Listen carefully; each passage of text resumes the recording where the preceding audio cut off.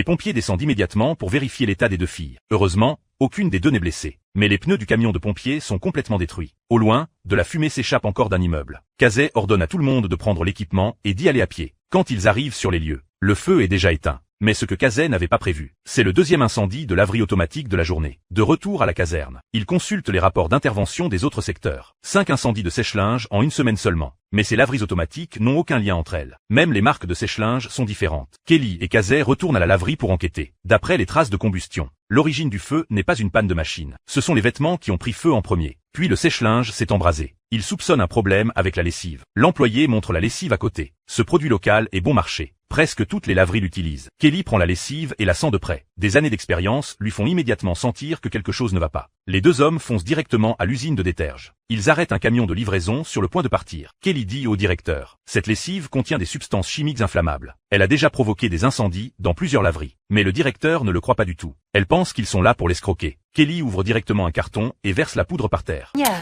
Et nos produits sont testés par des experts au niveau fédéral. Et d'après eux...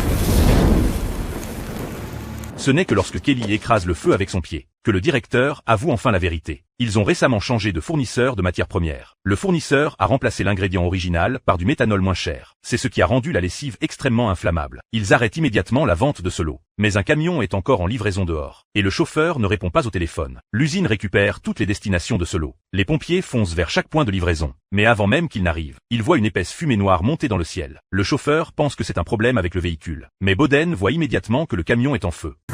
Si vous aviez répondu au téléphone, vous sauriez que ce que vous conduisez, c'est pas un camion, c'est une bombe. Les pompiers commencent aussitôt à préparer la mousse extinctrice. Boden attrape le tuyau. Au moment où Kelly ouvre la porte du compartiment, les flammes jaillissent violemment. Boden attaque immédiatement le foyer avec l'eau. Heureusement, toute la poudre n'a pas pris feu. L'incendie est rapidement maîtrisé. Pendant ce temps, le directeur de l'usine observe de loin. Ils ont failli mettre en danger tous les habitants du quartier.